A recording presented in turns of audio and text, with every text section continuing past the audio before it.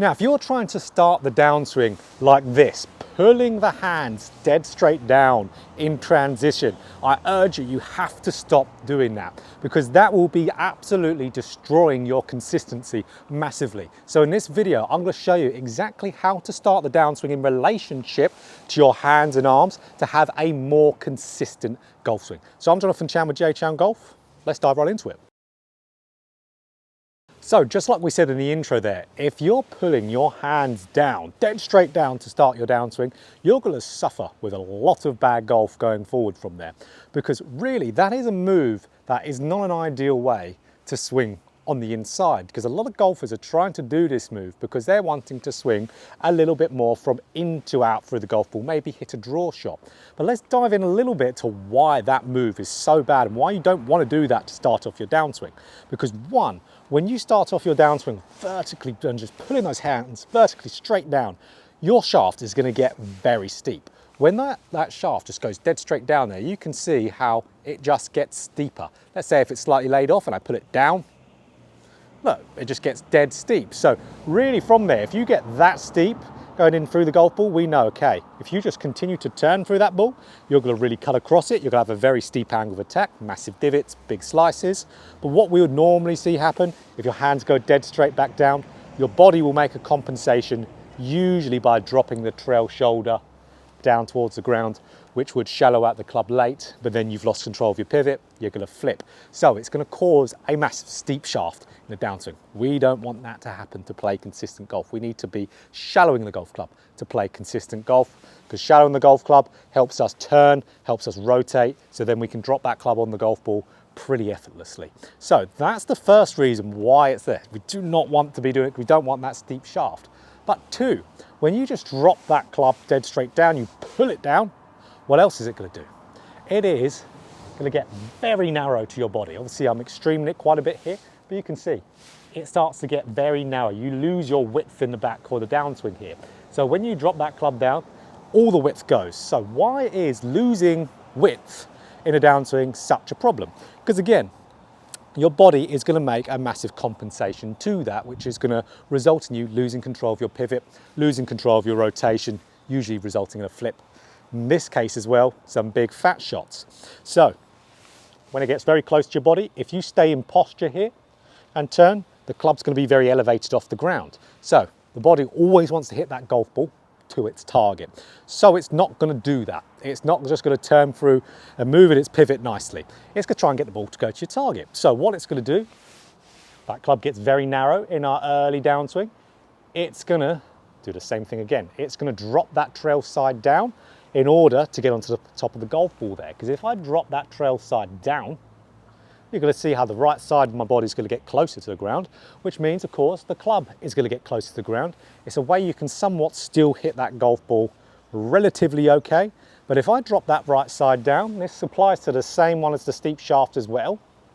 If I drop that right side down, you can see how my upper body has fallen backwards. Now, when that upper body falls backwards, my low point will get behind the golf ball. So I'm again going to struggle with some chunk shots here. So we can see, one, it's going to create a steep shaft, and two, it's going to create a narrow downswing. So don't confuse that with trying to create lag. Creating lag will happen when we have a good pivot.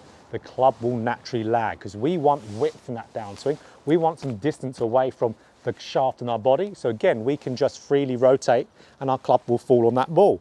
Again, if I have nice width in the downswing, not have the club get closer to me, again, I'm going to be able to place that club onto the golf ball quite nicely. So, okay, yeah, it's going to create a steep shaft. It's going to get you very narrow.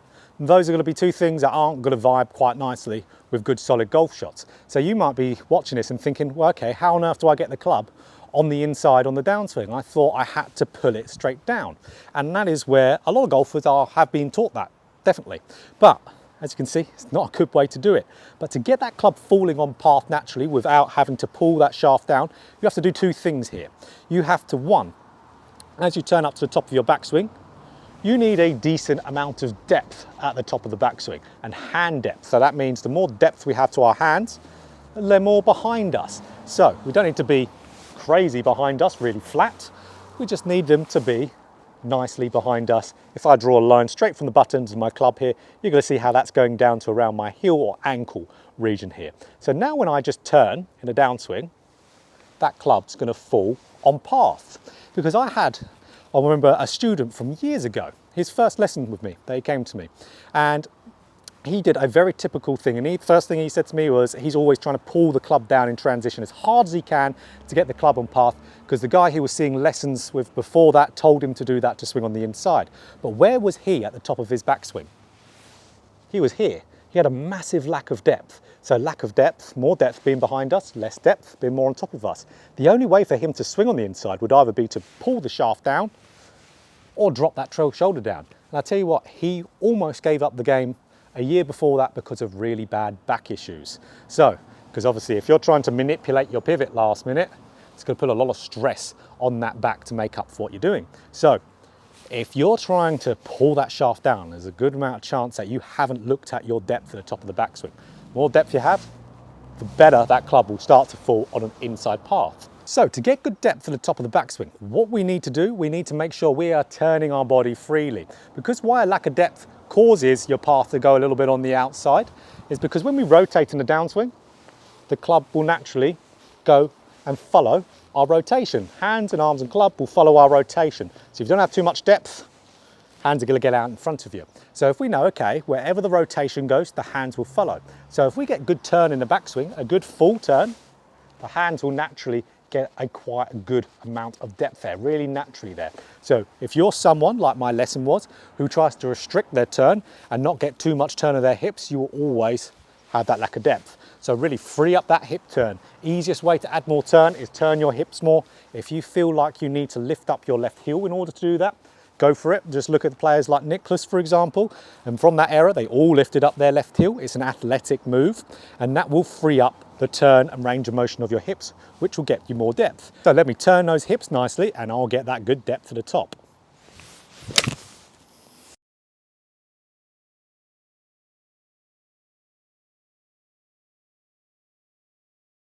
So the second thing you need to do to get that club to move on path naturally without having to manipulate and pull the shaft down is if you've got that depth, then you just need to be moving in good sequencing in a downswing. So let's say you're a player, good depth for the top.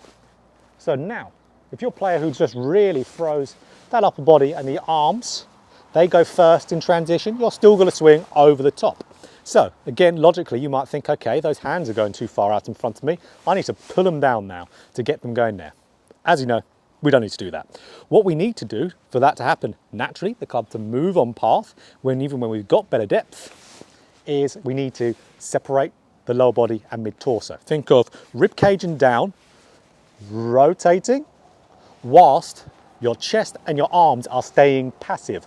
That will get the club moving on path nicely. But you need to have both of those together. You need to have the depth and this going there, because even if you did, let's say, had the lower body and mid-torso rotating whilst the chest and the arms were staying up at the top of the swing and passive, if you didn't have too much depth there, you'd still swing on the outside. So you need the depth and you need that good separation, lower body, mid-torso separating whilst the chest is staying passive and the arms are staying passive. So the best drill for really working on that upper body sequencing, making sure that upper body isn't rotating, your arms aren't going too fast in transition, causing you to swing out to win, you need to do a drill like this. So definitely, if you've been watching a lot of my videos, you've seen this before, or even if you've only watched a couple of my videos, you might be noticing or going, what on earth is this, hanging off the side of the net here. Now, this is something I use a lot with my online coaching, and this is to talk about sequencing in the downswing. So this is just a resistance band attached to an upright, which happens to be my net. And what I do, I have this fairly high-ish on my upright, and I grip it from here in kind of like a rough top of the backswing. As you can see, it's not proper top of the backswing because I'm not rotated enough. But this gives me the option now to getting good reps of separating lower body and mid-torso whilst keeping the chest passive. If I can do this, I can really keep everything from ribcage and up really where it is and the rest of my body moving, because I can't do anything with my arms and my chest now. I can't rotate them early because I can't move it, because it's attached to an upright. I can't move it at all. There's too much resistance with this resistance band. So I have to now just work on separating, that body. That's the best way you could possibly work on getting that lower body and that mid-torso to separate independently of those arms there. So if you make sure you do both of them, now you swing up, getting that good depth, getting some good work and getting your separation, you won't need to pull that club down to get that club on path.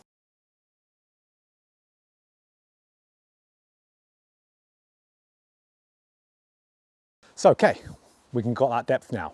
Now we've got that sequencing as well. So if let's say both of these are good areas in your golf swing and you still pull that shaft down, I've got a brilliant drill for this to end on. Now, this is a drill I absolutely love again, and this is getting an alignment stick, putting an alignment stick underneath your trail arm. And now what's going to happen? If you get up to the top of your swing here and you now pull that shaft down, you've got to see how my left arm detaches from the stick, because you can see at the top of the swing, it's attached to it. And if I pull those hands down, now it's gone quite a bit underneath it. But what I want to do, if I've got that good depth, got that good transition, if I keep my left arm attached to this, you can see how I'm no longer now pulling that club down. Just feeling the sensation of keeping this left arm attached to the stick will get me doing the job nicely there. So the left arm will naturally come away from the stick as I come through impact, as I start side bending through that golf ball. But we want for 3/4 that downswing to keep that left arm attached to that stick. So let's hit it one here and we'll really see a lot better of a movement with those hands and arms.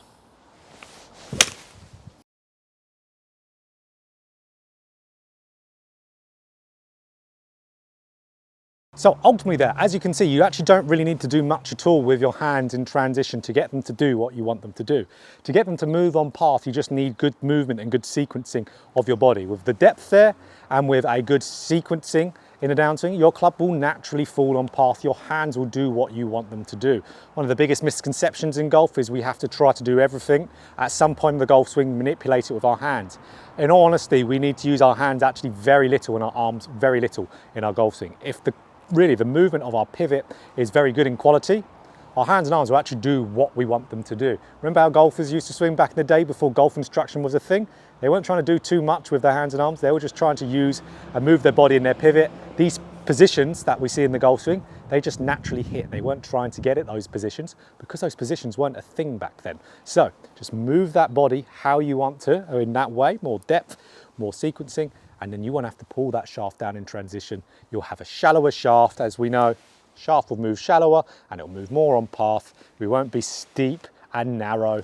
We'll be all good to go there. So if you enjoyed this video, make sure you click that like button. If you want more golf instruction just like this, hit the subscribe button and hit the bell button too to be notified every time I put out a video. So let's stop putting that shaft down and we'll play better golf.